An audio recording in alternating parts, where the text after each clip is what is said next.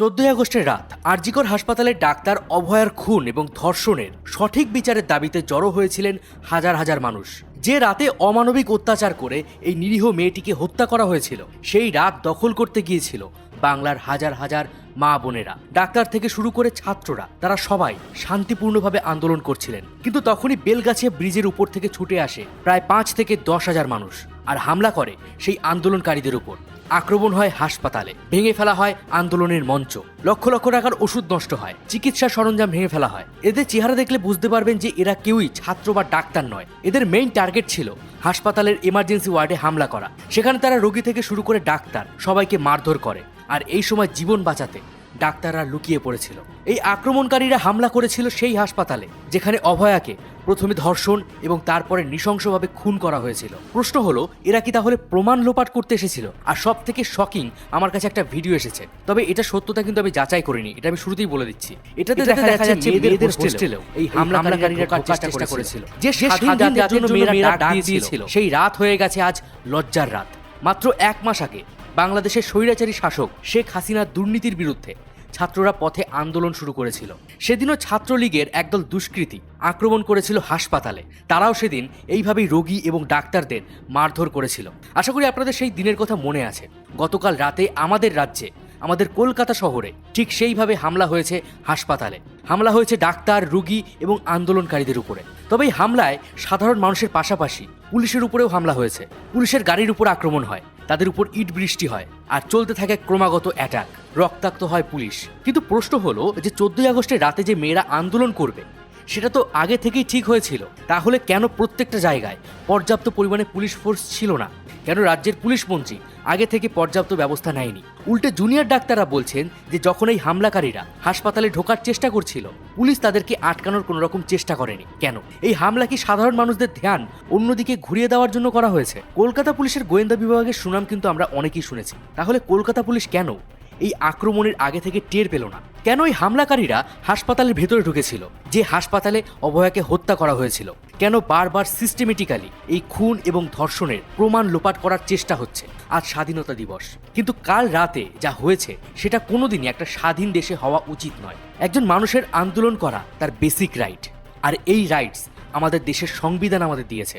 এমনকি সংবিধানে এটাও বলা আছে, মানুষ যাতে শান্তিপূর্ণভাবে নির্বিঘ্নে আন্দোলন করতে পারে, তার জন্য পর্যাপ্ত সুরক্ষা সরকারকেই দিতে হবে। কিন্তু কাল রাতে আন্দোলনকারীদের সেই সুরক্ষা ছিল না। এটা কিন্তু কোনো রাজনৈতিক আন্দোলন ছিল না, এটা ছিল একটা নিরীহ নিপীড়িত মেয়ের বিচারের আন্দোলন।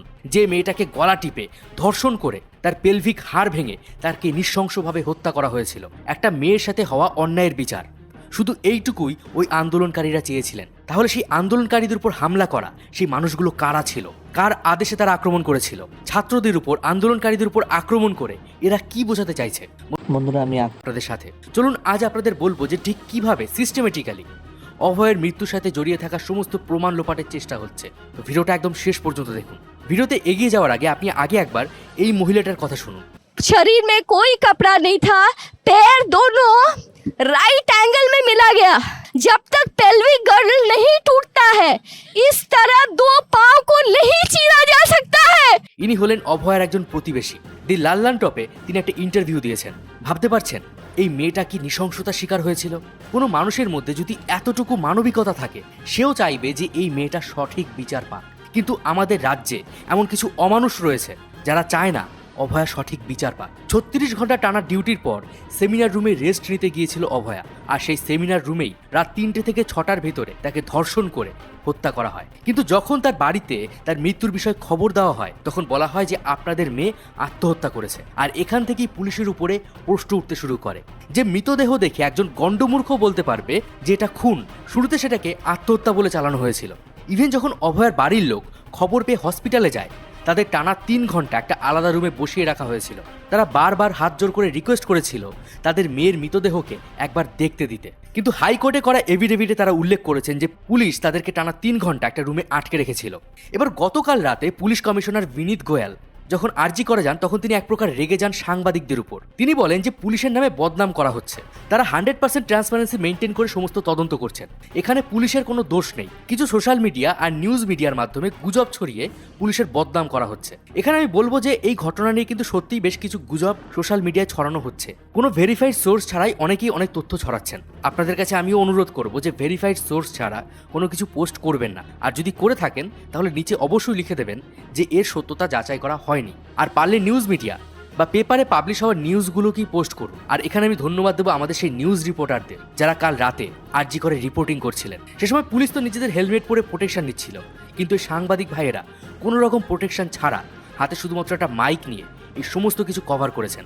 কাল রাতে বিনীত গোয়েল বলেছেন যে পুলিশকে দোষারোপ করা হচ্ছে। তো প্রশ্ন হলো, পুলিশ যদি নির্দোষ হয়ে থাকে তারপর কেন টানা 3 ঘন্টা বাড়ির লোককে বসিয়ে রাখা হয়েছিল? এছাড়াও এটাও বলা হচ্ছে যে এফআইআর করতে পুলিশ অনেক বেশি দেরি করেছিল। আর পুলিশ যদি 100% ট্রান্সপারেন্সি মেনটেন করে থাকে তাহলে এর উত্তর পুলিশের দেওয়া উচিত। আর কেন কাল রাতে পুলিশ আন্দোলনকারীদের সুরক্ষা দিতে পারেনি? কেন আগে থেকে পর্যাপ্ত পরিমাণে সিকিউরিটি নেওয়া হয়নি? পুলিশের 100% ট্রান্সপারেন্সির আরও বেশ কিছু উদাহরণ আমি দিচ্ছি। অভয়ের মৃতদেহ পাওয়া যায় 9ই আগস্ট চেস্ট ডিপার্টমেন্টের সেমিনার রুমে, কিন্তু তার পরের দিনই 10ই আগস্ট সেমিনার রুমের পাশেই থাকা দুটো রুমে কনস্ট্রাকশনের কাজ করার অনুমতি কিভাবে দিল পুলিশ? ওই ভেঙে ফেলা রুমগুলোর দেওয়ালে যে কোনো রকম রক্তের দাগ বা হাতের ছাপ ছিল না, সেটা কি পুলিশ চেক করেছিল? আর এই তথ্যগুলো প্রকাশ্যে পুলিশ জানাচ্ছে না কেন? আর সব থেকে বড় কথা, যে হাসপাতালে এরকম একটা ধর্ষণ এবং খুনের ঘটনা ঘটে যার জন্য সারা দেশ সারা রাজ্য তোলপাড় হয়ে যাচ্ছে, সেই হাসপাতালে কনস্ট্রাকশনের কাজ করানোটা কি ভীষণই গুরুত্বপূর্ণ ছিল, নাকি তারা কিছু লোপাট করার চেষ্টা করছিল?